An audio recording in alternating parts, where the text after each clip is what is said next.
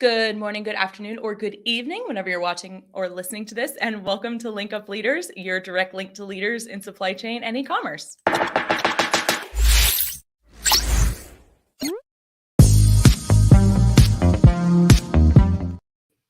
My name is Lisa Kinski. I'm your producer and co-host, and joined as always by Francois Jeffrey. Francois, happy Cinco de Mayo to you. Happy Cinco de Mayo. How are you doing today? Good. How are you?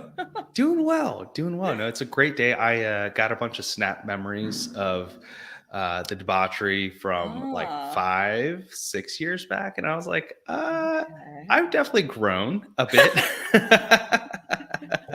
Debauchery, it's such an underutilized term. I love that word. Yeah. Except when you have to spell it, because it is not spelled how it sounds. But yeah, does Atlanta celebrate Cinco de Mayo like other cities do? Some like DC, there tends to be like a lot of restaurants, for example, that will have a big Cinco de Mayo theme for the weekend. I don't know about like for the weekend, and Shug, you have to remember I've only ever lived here, so I can't answer that with any kind of knowledge as to other cities. I can tell you that, like, yes, if you try to walk into any Mexican restaurant today, well, you remember last year we tried to go to Zapatas, but it was like completely fucking packed out. They stay busy for sure. Where have I been? Oh, we went to Huey Louie's last year, which is in the Kennesaw Ackworth area. That place was awesome. It was packed out. I don't know how we got a table. We had like 20 of us. But yeah, definitely like today, all of the Mexican restaurants are going to be packed out. I know the one in Woodstock is doing a special, and they'll probably extend some stuff out into the weekend, but they're usually busy enough on the weekend anyway. So it would behoove them to keep those prices the same, give specials on today and get these people and then get them again later. Yeah. It's a great holiday to celebrate. I mean, I wish I knew and understood the holiday a little bit better, but it's a holiday nonetheless of another culture. And particularly having, for example, Amy Weiss on the other day and talking about sourcing from Mexico. I mean, they're our, neighboring country. A lot of companies are thinking about starting to source from Mexico. And, it's not something new necessarily. I think pre-pandemic, there were also companies that were looking into it. It's just now, and we'll definitely talk to our guest today more about it and just the general logistics, but it's always good to diversify, right? And Mexico seems like a great alternative to add into your supply chain mix. And the more mature companies get, the easier it's going to be for them to do that. I love that you just mentioned the more mature. And for anybody listening, if you're on the YouTube, if you're watching this on YouTube, we'll link that discussion with Amy Weiss about her sourcing in Mexico trip. Somewhere in the top over there. Anyway, we have an episode coming up with a guest. Her name is Kathleen. The title of the episode is The E-commerce Maturity Model. And when she was walking me through kind of like what she has created and how they've established this, our intro call was all of like 6 minutes long because I was like, we're good. You're perfect. Let's go. I'm just going to put you and Francois in a room and I'm just going to sit here and I guess sip margaritas all day long. So I'm really excited about that one. So it's a little teaser for an upcoming episode, but yes, it is. We are recording this on Cinco de Mayo. It is a beautiful day. We are going to talk about logistics, specifically sustainability and logistics today. So let's go on ahead and bring on today's leader. We have with us Caleb Nelson from Sifted. Caleb, how are you doing? I'm doing well. I'm with you guys. I can't complain. I'm happy. Wonderful. I told you it's going to be a little chaotic today. So okay, that's my life. My life is chaos, so I'm happy with it. That's logistics. It is. I mean, it totally is. 100%. I would love to like actually meet somebody who doesn't have a chaotic life because I don't know that person. They're boring. That's what it is. Yeah, God, that's why you're not meeting them because they're just at home, or they're just at home. I guess, or they're like traveling and just doing what they want to do and not grinding. I don't know. Yeah. Grind hard, grind often, right? I barely have enough free time to breathe. My girlfriends are like, oh, can we get together for a whatever? And I just sent them a screenshot of my calendar on my phone and they're like, all right. Do you want to try June? I was like, we can try June. I'm like, baby, summer maybe. I have no free time at all. But Caleb, thank you so much for joining us. We're really excited to have you here and talk about this topic. But before we dive into it, why don't you let us know a little bit about you and then a little bit about Sifted? Sure. So I've been in transportation for nearly 20 years at this point. I grew up in it. It's in my blood. My transportation is one of those things where you get in it, it's really tough to get out. My father was in it, my brother's in it, I'm in it, and grew up really assisting and helping shippers try to navigate the wild world of chaos, as Francois put it so beautifully. It's exactly what transportation is. It's organized chaos done on a repeat daily basis. And it's a miracle that it works as well as it does, but there's a lot of room for improvement. And that's what my job is, and that's what I focus on. I love that term, organized chaos. And I watched a professional organizer video on YouTube or on TikTok or something, because that's just my algorithm. And she was like, you all love to say organized chaos. You know, it's not a real thing, right? And I felt personally attacked. I was like, you're a hold it up. is. I know exactly where everything is in this chaotic room right now.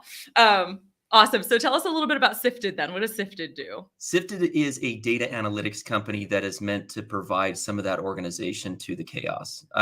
Transportation, a lot of people think at the core of transportation, it's like, well, it's shipments, or it's boxes, or it's FedEx, or it's UPS, or it's the Postal Service. The core of transportation is data.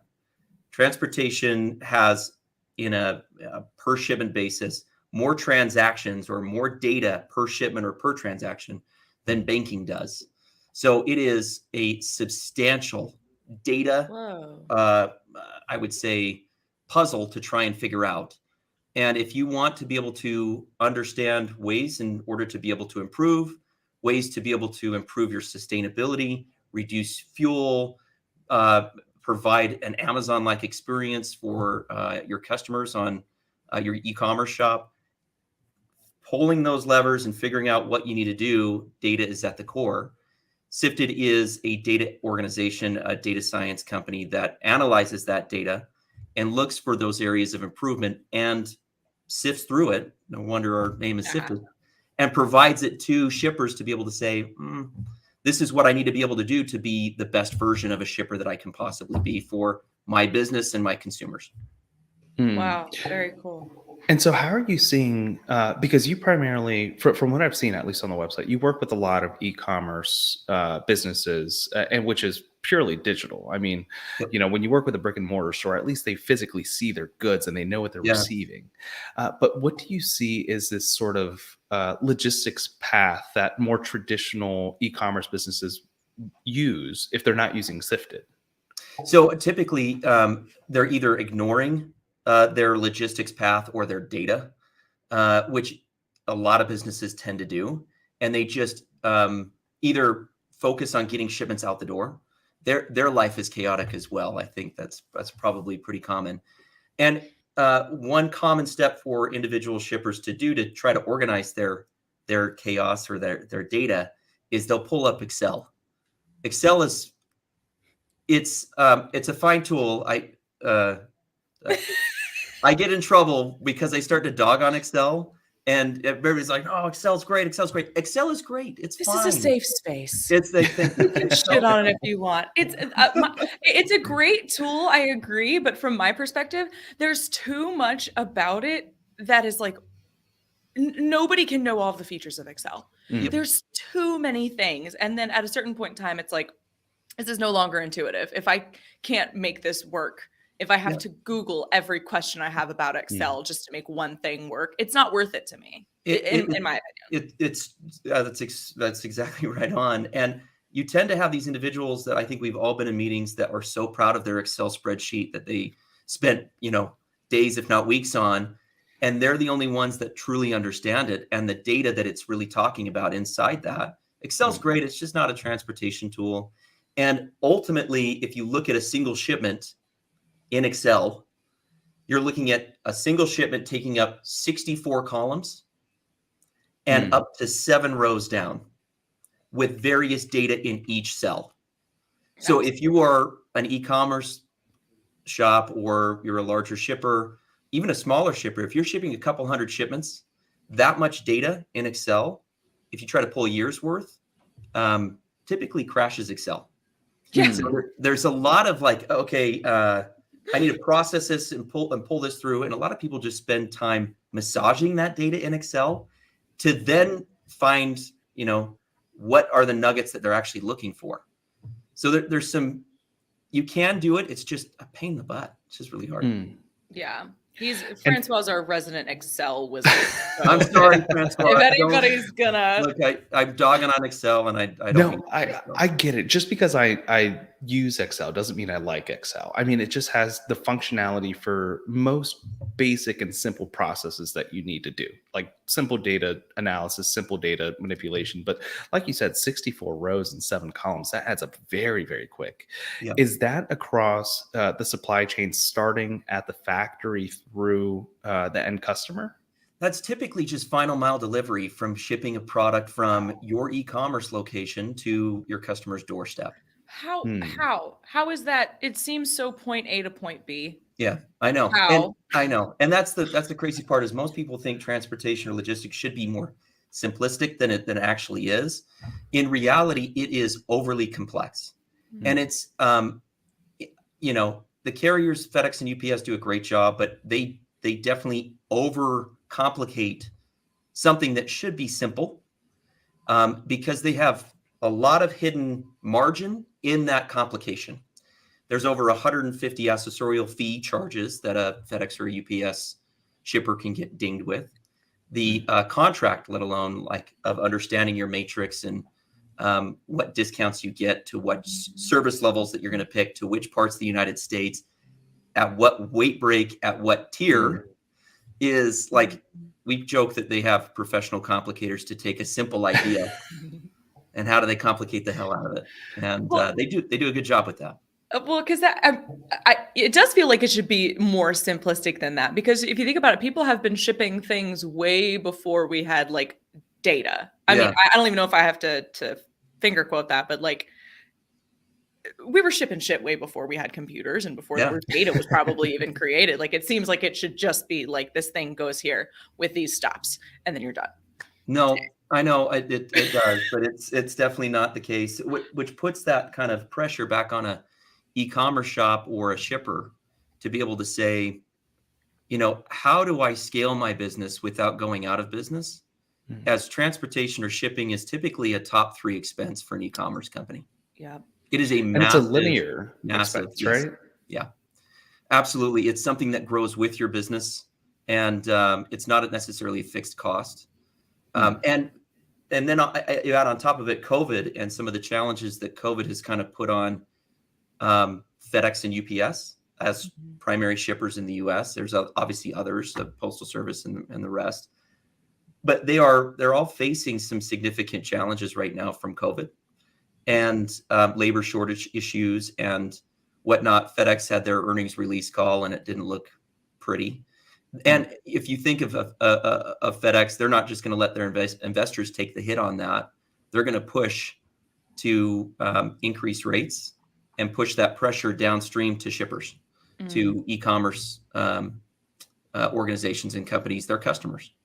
Yeah, which we've seen at the beginning of this year. They had a standard rate increase, I think, of on average between UPS and FedEx, somewhere around 8% for small parcel. And as you get into larger or oversized items, it went up to like 12 or 15%. Yeah, 14. Yeah, it was the largest rate increase we saw in the last 9 years. Wow. And the kind of trick is, because there's so much complexity in that data and so many moving pieces to price out a shipment, they're not going to change your contract around or change your pricing or say, Francois, your pricing, your discount, I'm going to change that. But they are going to change logic in how a fee gets triggered, or in how an extra charge comes onto your invoice. And they're doing that multiple times throughout the year. An average FedEx or UPS shipper is going to get hit with 13 or 14 rate increases multiple times throughout one single year, on top of the general rate increase that takes place at the end of the year or beginning of the year. And how do they catch those things? How do they manage? Data. I mean, ultimately, I mean, that's kind of the simple answer, but it's not something, it's something that FedEx and UPS will put on their website, but it's not something that they will notify customers. And then furthermore, because it's so complicated, you don't know as a shipper how this one change totally impacts your business. And if you're shipping SKUs or items that are, like you said earlier, Francois, on oversize, some of these changes can absolutely decimate the profitability that an e-commerce shop has based upon their SKU or what they're selling. So, Yeah, because oh, go ahead. I was just going to say, so being able to look at the data and analyze to understand, okay, these are the changes that are coming through. This is how I need to adjust to that and make better informed decisions is why, we use data, not just in transportation, but in general. It's supposed to be the guide to tell us this is an informed decision that I need to make a choice on or a change on to be able to be nimble or to be more profitable or to just keep my head above water. Yeah, because it definitely takes a while for the market to react, right? Let's say UPS, FedEx has a standardized 8% or for oversized 13, 14% increases. If you immediately start changing those prices on whatever it is you're shipping, especially if they're just everyday items, a consumer's going to look at that and say, I'm going to start to look for a new alternative. Before I just accept this increase that you're pushing on me because they pushed it on you, I'm going to look for alternatives, which is a terrible thing for that company, aside from just their margins. But one thing that I definitely want to talk about is sort of what you've seen throughout the pandemic and how that's affected really shipping. And we could really zero in on last mile delivery. Yeah. So I think I've seen more change since the pandemic in the last 2 years than I've seen in the last nearly 20. And the growth that it's put on e-commerce businesses in particular has been insane. And that growth means extra shipments for primary. I keep mentioning FedEx and UPS. They are the primary two carriers in the United States. They are a duopoly that acts as a monopoly. They're not taking advantage, and I don't try to villainize FedEx and UPS by any means. They are really, Francois, you mentioned like options and choices, and that puts choices back on shippers. But if FedEx and UPS both increase rates at the same amount, where do shippers have an option to go to? And they both, FedEx and UPS, both kind of know that, and so they play that that game a little bit throughout the rest of the year. But if you're a FedEx or a UPS employee and you open up the door to the warehouse, you can't see the warehouse floor. There is too many shipments right now for them to totally process through. So it is definitely a carrier's market.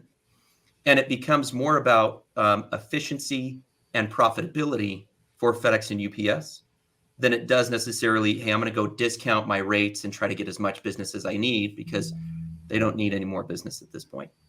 Is Amazon not one of the top shippers? Are they like number 3 or?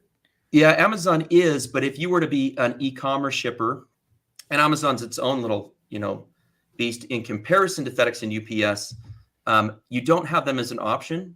If you're an e-commerce shipper and you sell something on your website right now, to use Amazon as a delivery service.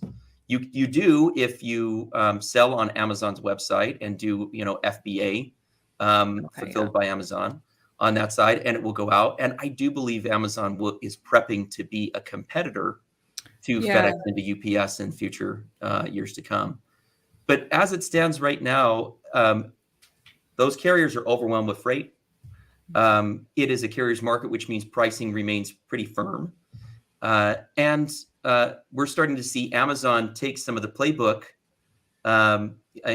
models from FedEx and UPS and applying it to Amazon shippers as well, Amazon customers that are selling on, a FBA style account from Amazon.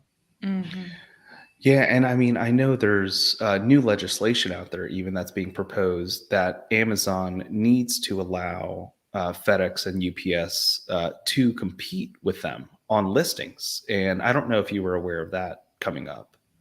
Yeah, there's been some really interesting legislation on that piece in terms of competition and making sure that it is not a true monopoly. And I think that Congress gets a little skittish when they see organizations truly have as much power as either Amazon or Google or even FedEx or a UPS, and you'll see legislation that will come through to try and help mitigate some of that and push that competition out, because it's just, competition is great for us as consumers. And when you're seeing inflation and pricing and costs go up and up and up, with limited options now for consumers to go into, or in our case, shippers to go into, of additional options, there's just not a lot. What I am seeing is a lot of regional carriers. Regional carriers are like a mini UPS or FedEx or a mini little Would that be like a Amazon. Deliver? Deliver is kind of, it's basically a semi-pseudo fulfillment with delivery option. Right. But I'm talking about like OnTrack or LaserShip or Lone Star. These are asset-based brick and mortar truck, airplane delivery carriers that service certain parts of the United States extremely well. And so a big change that I'm seeing is shippers or e-commerce companies saying, look, I'm going to diversify my shipping. And now that these regional carriers have grown up a little bit, I'm going to take a little bit of my spend from FedEx or UPS and provide it to regional carriers and help those out. I think that also plays really well with sustainability. If you're keeping local shipments with a local delivery carrier in a geographical location. It's funny, if you were to try and track a shipment, I live in Utah. So if I order something from California to Utah, I would think, oh, it's going to go about 800 miles. And really, you've got Nevada right in between Utah and California. If you were to ship with FedEx today and track it online, that shipment goes from California, flies all the way to Memphis, Tennessee, to their sort and seg facility in their major port. It gets sorted there, flies all the way back across the country over to Salt Lake City, and then goes out for delivery. That is not a very sustainable option for a shipper that's looking to not just reduce costs, but they want to be a little bit more green. They want to know that they're not contributing to a carbon footprint that is, transportation is the largest hit for carbon footprint use and greenhouse gases in the United States. I think particularly, as e-commerce brands grow, and you don't see it, so much even with ones that are doing $5-10 million in annual sales, but the focus on ESG, right? And this really playing into their environmental factor. It's something that we've seen a few other companies like Flexport, for example, take part of with their offset of a carbon footprint, which Lisa and I talked about it. We don't fully understand. So. Yeah, because I guess the way that it works out, you can like offset your carbon footprint by making monetary donations to organizations that do work. But in my mind, that's not a real offset in my mind either. Thank you. I'm like, that's not actually doing anything. No, it's funny. And they'll have like regulation on shipping companies that are doing vessel or ocean shipping, that they have to reduce their output by 30%. Well, what they're doing is they're just reducing the speed of the ships. So they're not using as much fuel and keeping it within that time frame. And it just doesn't make sense. There's a lot of, I would say, trickery, or a phrase that I heard was just greenwashing, where companies will utilize the sustainability going green approach as a way to increase profit, increase margin, without really living it, without really contributing anything to it, or really offsetting or changing anything. Yeah. That's something that as a consumer, it's really difficult to kind of know whether or not it's also like with charitable organizations, right? Like if somebody says that they're a nonprofit, I'm not going to call anybody out, but like their CEO is making millions of dollars every year. It's like, something isn't making sense. The math is not adding up. Like it's really hard as a consumer to know if the company that you're buying from that is saying that they're eco-friendly or saying that they're a more sustainable solution actually is like on the back end. It's really hard as somebody who tries to be. And so, a tree hugger. Earth warrior. Earth warrior. So how does Sifted help solve this in regards to, for example, FedEx is shipping it all the way to Memphis and then it goes to Utah or to somewhere else, a distribution center, and then to Utah. Yeah. How do you help solve this issue? It's by looking at the data and having shippers understand truly how shipments are moving in their network or in their system, and then giving them options to be able to say, if I change this, what happens? Sifted provides a full sandbox modeling software system that takes all of their data, so a year's worth of their shipping history, all those shipments, and allows them to play with it to say, if I change this, what happens? And then the system will go through, or our software goes through and re-rates those shipments as if in reality it had moved in that way. So let me give you that example from the Memphis FedEx situation. A lot of shippers are wanting to be able to reduce their carbon footprint and reach their customers faster for less money. They want the Amazon type experience. Sure. Problem is, if you ship 2-day air, it's not very sustainable from a carbon usage standpoint. Use of aircraft versus trucking. Aircraft's going to use way more fuel and be a lot worse from a greenhouse gas emission standpoint than actually trucking will. But you've also got shippers that are saying, look, if I can be able to provide that shipment to a regional carrier instead of FedEx moves it that way because their facilities are built from a national standpoint, that they need to be able to fly that all the way to their national port to move that shipment back over. In a regional setting, you can give that shipment in California to an on-track, and it will go from on-track in California to their facility in Sparks, Nevada, to their facility in West Valley, Utah, and then out delivery at my house. And it keeps that in a close geographical location using proper equipment, and it reduces my cost because I'm not paying 2-day air for it, but I am getting it there within 1 to 2 days anyways on a ground network. I think that's the secret sauce most e-commerce brands want, which is, how do I deliver a Prime-like experience without putting my business underwater and paying for air express services? Well, and then how do they find these regional carriers? And what is it? I guess, how do they find them? And then how can a small e-commerce business owner know if that's the right fit for their business? Like what questions should they ask? Yeah, I think that's a great question. And a lot has to do with understanding just logistics and what carriers are out there and which carriers are right for them. And then to start those conversations with those individual carriers.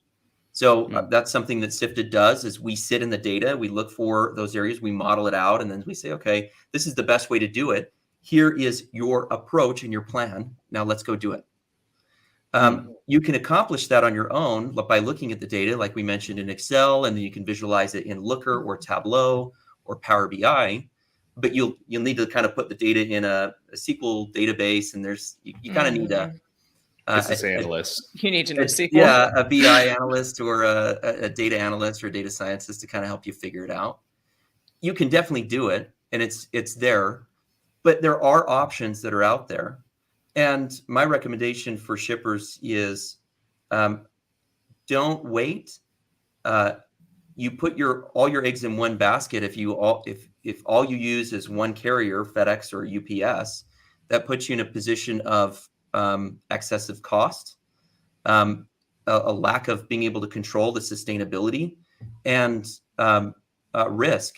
Around Q4, peak season, is what the carriers call it, where everything gets crazy and the Christmas rush happens. FedEx and UPS will literally cap shippers to say, look, I'm not going to pick up more than X number of shipments from you, because we are packed on our side. I've had a lot of shippers say, that's just a growth limiter to my business, and I need additional options. Yeah. If you don't start those conversations with some of those regional carriers sooner, they will stop adding new business or adding new accounts, because they're also busy around Q4 too. And we've got about 150 days left before Q4 starts. Yeah, Whoa. halfway there. Blows my mind. That's insane. Well, and to that point, I mean, we saw that particularly throughout the pandemic. So we have our own 3PL warehouses that our parent company, Noviland, manages. And a lot of it had to do with furniture. And unfortunately, when you go through major carriers such as FedEx and UPS, even if they're being sold through Wayfair and going on Wayfair accounts, for example, FedEx says, hey, why ship a oversized patio furniture set that, we could fit 1,000 units in that same patio furniture set. And they're always going to do that no matter what. I mean, we had to find innovative solutions like taking it to the distribution center only for the distribution center manager to say, hey, we literally don't have capacity to take this. So you have to take it back. Yeah. It's frustrating. And as a shipper, it's like, well, what do I do? And when it's in rush season, and nobody else will pick up your phone call to move that freight for you, it's scary. There's a lot of that. I think going green, I think of it from a consumer standpoint, which is, it's usually more expensive. Like, it's a luxury item. Sure. If I want to go green with my car, what are my choices? I'll buy a Tesla, but Teslas aren't cheap. No, they're not. Well, not the fun ones. Not the fun ones. Well, and then even if there is a more cost-effective electric vehicle option, like Kia has a lot of great options. Yeah. But then it goes a little bit deeper than that, right? Like, it's like, okay, how are the actual batteries being made, and where's the power coming from that is actually charging up that plug-in? Or once you're done with that battery in that car, what happens to that battery? It goes to landfill. So like, there's just so many dominoes. It goes down the rabbit hole, and then it's thinking like, okay, what's my break even on buying an electric car versus buying a regular car at a cheaper price? And same with solar panels on houses. Your break even on some of that stuff isn't for another 15 to 20 years, depending upon usage. Yeah. Transportation and logistics is one of those rare industries where going green and being more cost effective is a 1-for-1. And I don't think a lot of people realize that. I think a lot of people think going green, I'm going to pay more, but I care about it. No, going green in shipping and logistics means that you are getting substantially lower rates, and you're reaching customers faster. So an example of that is if I'm a New York-based business and I'm selling a lot of product to California, Oregon, and Washington, I'm shipping from New York, I'm shipping long distances across the country to reach those areas. In FedEx and UPS world, that's a zone 8 shipment, and that's the most expensive zone to ship to. Right. What has happened in fulfillment and logistics space and warehousing in the last 5 years, and specifically since COVID, is you can now pick up the phone and have a partner warehouse that you store some of your product in, let's say, Reno, Nevada, or in Salt Lake City, and ship from Salt Lake instead of New York to reach California, Oregon, and Washington in a local geographical area, reducing your carbon footprint, but also it reduces your cost substantially. And depending upon how big the box is, it can be upwards of $50 per box in cost savings in just that change. A lot of people think, oh, it's too hard or it's too complex to do it. It's really not. Just look at the data, look at where you need to be shipping from, keep some of that product in that new location. And these fulfillment organizations really have kind of an Airbnb approach to that, where you can store some of your product there. They ship it for you on your own rates. And when you don't want to use it, you don't have to use it. But on that same note, go ahead, similar to Kahoot, right? Like Kahoot, you can borrow other people's space and you send stuff, or you don't. Like it's I mean, a lot of 3PLs tend to do that. I mean, I think everyone's sort of trying to move away from warehousing as much as possible and turning into a distribution fulfillment center. Yeah. That's just any operation, any hands-on operation is really where the money's at. That's why they might as well optimize their space for being a fulfillment center. But on the note of 3PLs, actually, for companies that are utilizing partnered 3PLs, what conversations do they need to have around this? Because to my knowledge, if a 3PL, especially if they're selling you their labels under their own account, it's difficult for them to immediately say, okay, let's bring Sifted in and let's use the regional carriers, because that's one more dock that I have to put aside, or that's one more process for labels that we have to print. And maybe we're not optimized for that. I guess, what would you say to those 3PLs? Those are hard conversations to have, because you don't necessarily, as a shipper or as the user of it, have full control over it. So it's difficult to say, I want you to do it this way, when the 3PL you're using is saying, well, I'm set up to do it this way. The real trick is, where's the product being stored and shipped from? Sometimes you have a fulfillment company that also provides 3PL services. And you can be able to indicate, look, you have X number of other locations. Let's work on inventory management. So am I keeping the right SKUs in the right areas of your 3PL network? And oftentimes it does you no good to say, look, I'm going to store product out of a 3PL warehouse in Salt Lake City. But if I don't have the right inventory there, I'm still going to be shipping out of New York to subsidize for that. Does that make sense? So half of it's just making sure that you've got the right product in the right areas. And it's a great way to work with your 3PL if they're doing warehouse fulfillment services for you. Do you think 3PLs could use this as a solution for their customers as well? Yeah, that's a great comment. We've got a number of 3PLs that utilize Sifted services because they have the same problem that a standard shipper has, multiplied by however many customers that they're shipping for. Yeah. Oh, go ahead. And then what about like from the packaging perspective? Like if you're working with a 3PL, does Sifted help them to like standardize, okay, these size items need to be in this shipping box, or this combination of these need to be in this box, to just kind of optimize the space in each box and you don't have all this extra packaging? Yeah, I think we've all gotten a box where we go to the doorstep and we're like, what the hell did I order? It's massive. And you open it up and it's this tiny box inside a massive box with a bunch of dead space in between.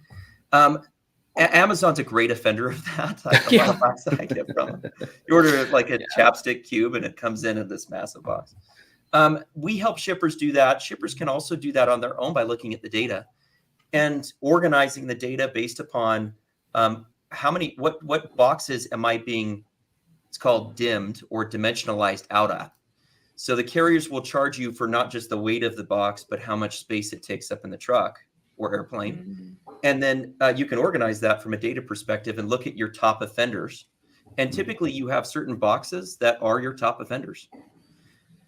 Sifted in that sandbox model environment lets you go through and say, look, if I can fit this SKU or that product in a smaller box, what would that do for me? How much would that save me? And what would that do to help me improve my sustainability and reduce waste? So you can punch in literally a new box size and it will re-rate every box on the old box size and compare it to the new box size and say, this is the new box size that you need to be shipping out at to help reduce that waste. I think that's a big area that a lot of shippers just think, I need to get crap out the door. I'm just going to pull whatever box I've got that's empty, throw it in, and off it goes.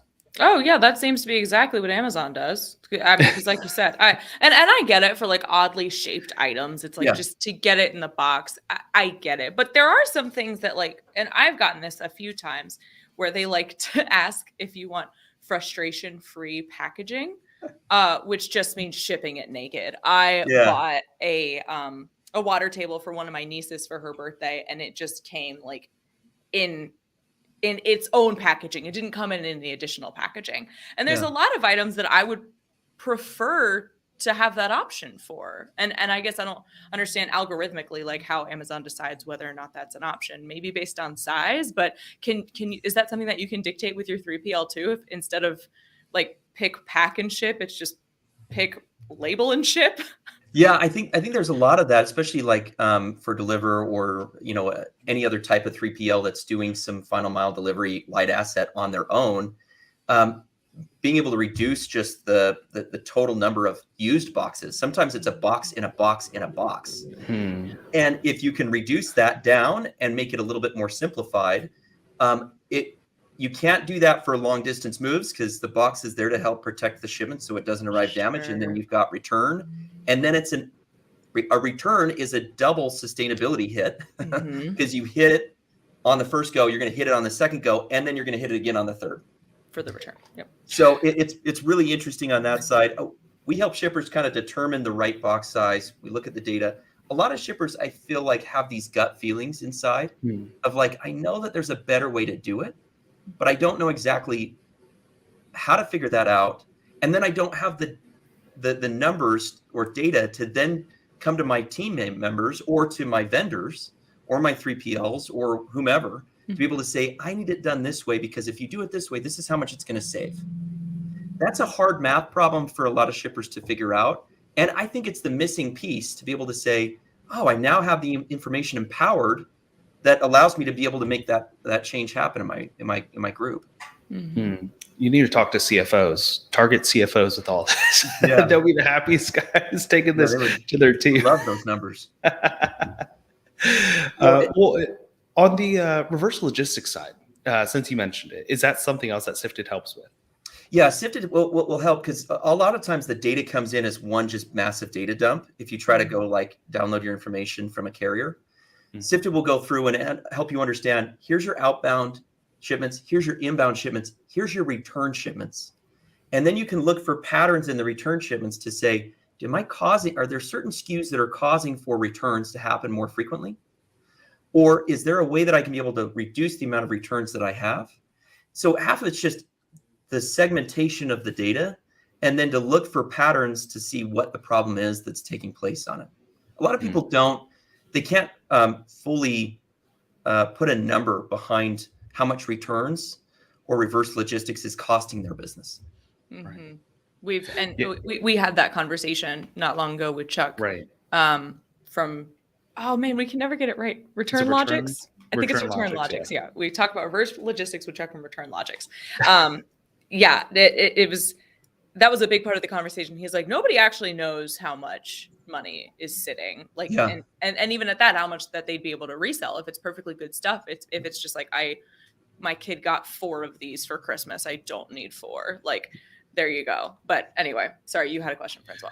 No, it just seems like a lot of these might just be caused because they're sort of later stage costs. And like with everything in supply chain, you're only focused on the now, right? You're sourcing something. You're like, hey, I need this for $5.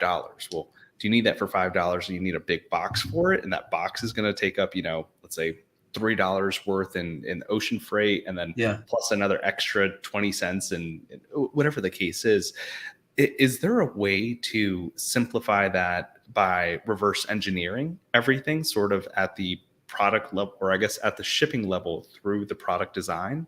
Yeah, absolutely. I mean, yeah, you nailed it. That's exactly correct. Yeah, there is. And by looking at it in ways that you can be able to say, look, this is what's costing me from a rear view mirror look. I think a lot of people are focused on just getting shipments out the door and then paying the invoices as they come through. Well, there is so much pain that happens once that shipment leaves that gets dinged back onto your invoice that you might not fully be aware of. A great example is sometimes addresses get fat fingered into an address book incorrectly. Either it's by you or by your customer that's ordering it on the website. And it might be fat fingered, and it might be an accurate address. So an address verification system won't catch it because it's a real address. Right. But every time you have a repeat order going to that bad address, you get dinged with a $17 bad address correction charge that you as a consumer might not be aware of. Wow. So looking at the historical, and then figuring out ways to be able to say, how do I impact it before it becomes a problem for future, and updating, let's say, those addresses and bad addresses in that address book can automatically save you a substantial amount of money and allow for those shipments to get to its desired location faster, because bad addresses take more time to figure out and get out for delivery. So there's a whole slew of those that are found in that post-shipment data that I feel like is a gold mine for a lot of shippers that they haven't really figured out yet. Yeah. Is there a standard that they should be expecting when using something as optimized as Sifted versus their more traditional Excel model? Like, should they expect to save, let's say 10% or add that to their bottom line? I think the cost savings just naturally come from improving your efficiency, your operation choices that make it more efficient, by improving your sustainability. All of those naturally come to a cost-effective manner to the point of about 22%. That's what we typically see.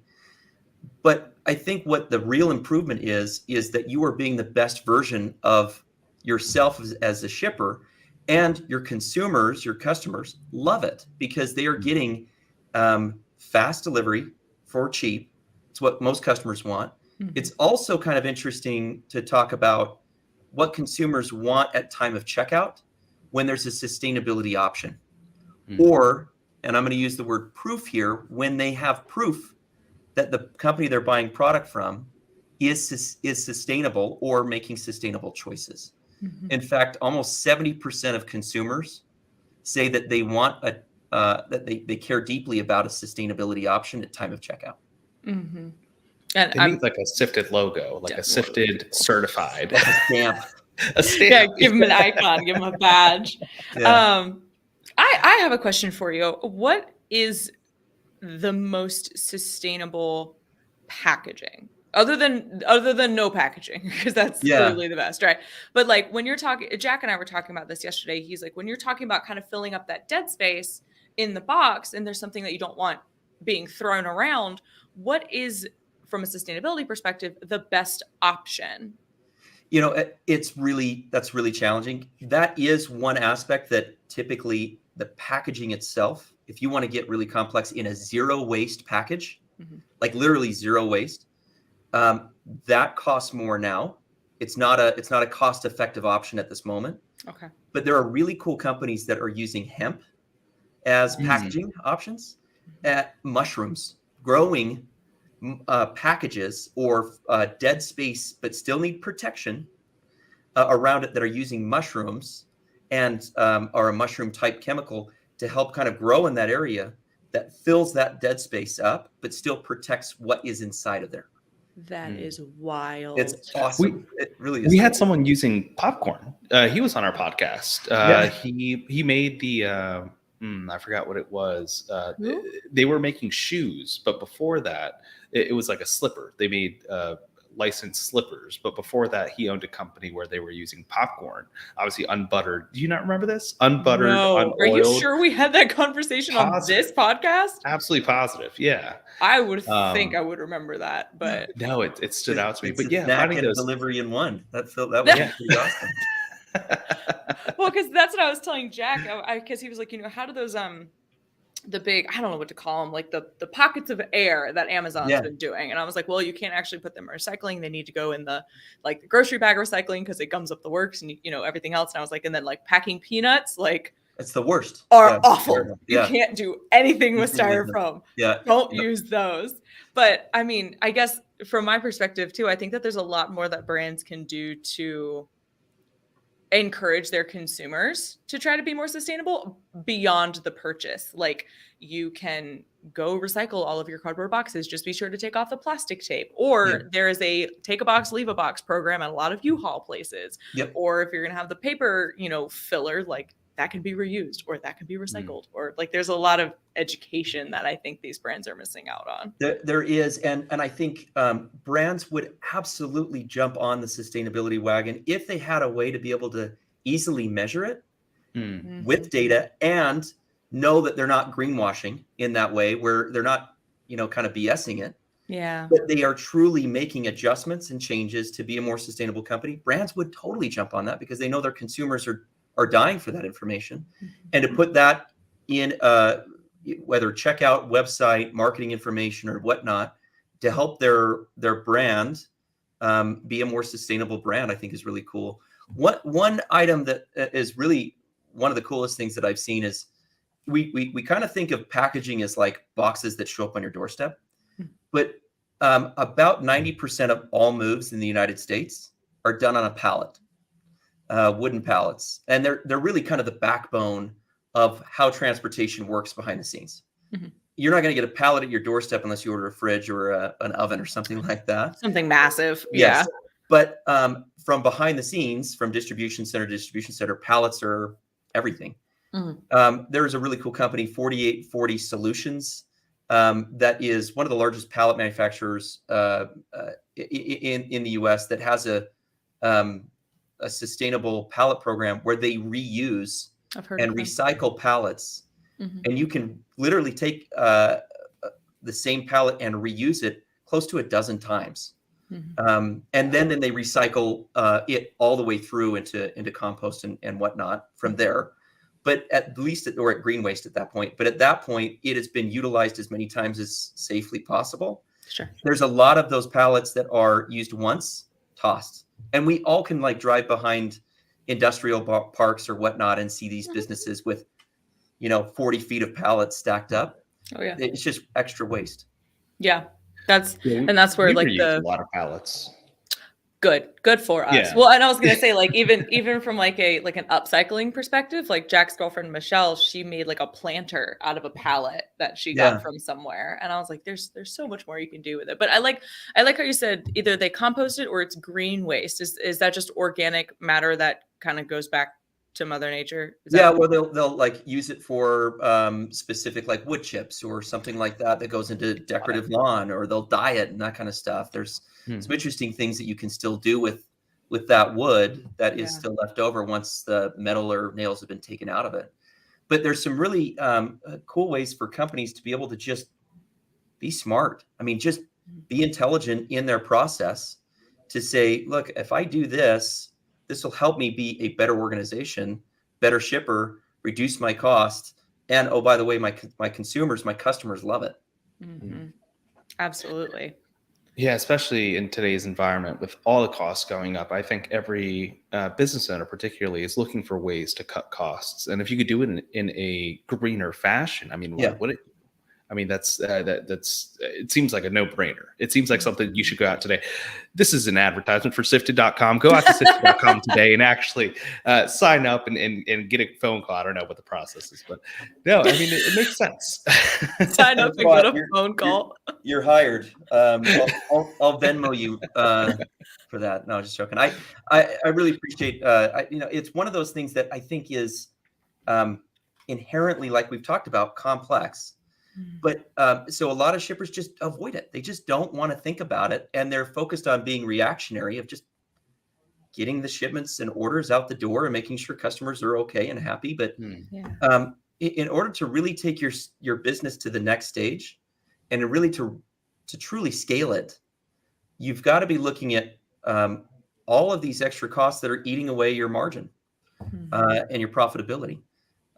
Imagine what you could do with an extra, 20-30% from your budget that can feed back into more advertising, picking up more clients, whatnot. I think there's a lot of cool things that can be done. Shippers are just, and rightfully so, COVID's put everybody kind of in that panic chaos mode. Let's organize it and just help out. Yeah. And we've talked a lot about sort of this direct-to-consumer model, but what about the B2B strategy in regards to, for example, shipping from your 3PL to Amazon? And those obviously are going out on pallets. Is that something else that Sifted can help out with? Yeah, so Sifted really helps out in two ways. It's anybody who's shipping, straight to a consumer, right to their doorstep, and they're utilizing carriers and partners that they have. But we also bring in data on the Amazon side. So if you are an Amazon seller and you have a Seller Central account with Amazon, you can link that to our dashboards. In 4 hours, dashboards are fully built with all of the information in it that allows you to be able to go through and see your data in a way that Amazon would never show you. To be able to look and say, oh, okay, this is a better way for me to be able to do it. But more so if you're doing kind of FBA fulfillment where you're shipping your product to Amazon warehouses, and especially Amazon, they're not perfect, even though they like to say that they are. If you ship them 500 widgets to sell on Amazon's website, Amazon will say, great, got all 400. Thanks so much for sending them. They won't tell you that 100 are missing. Yeah. And they'll assume that you fat fingered that when you created the shipment to send it over to them. Our system will go through, tag those, we have built-in algorithms to go through and look for all of the errors from Amazon, and then calculate it to say, look, this is how much in total refunds, because Amazon will refund you that money. They kind of like to hide it and make it a little easier. But we can at least put it in that, spot where it's like, not only can I make better business decisions, but I'm also recouping costs from the carriers, in this case, Amazon, to be able to say, look, how much money is out there? And guys, for a lot of companies that haven't done it for a while, there can be a ton of that money just sitting out waiting for refunds. That Amazon will let you go and do. You just need to provide them with the right documentation to do it. And it's just a pain because it's hidden in the data. Yep, absolutely. Yeah. And I think, we were talking a little bit before, we brought you on about sort of the maturity of the market and where it's sort of headed. And I think with everything that we've really seen, just as consumers, we're not sending postcards, we're sending emails, we're sending text messages now, is digitization. Yeah. Right. And that's one thing that I do love that Sifted is able to bring to the table is instead of receiving those manual invoices that you might get from your carriers that a lot of 3PLs are just used to. They're used to receiving them, maybe scanning them, maybe filing them.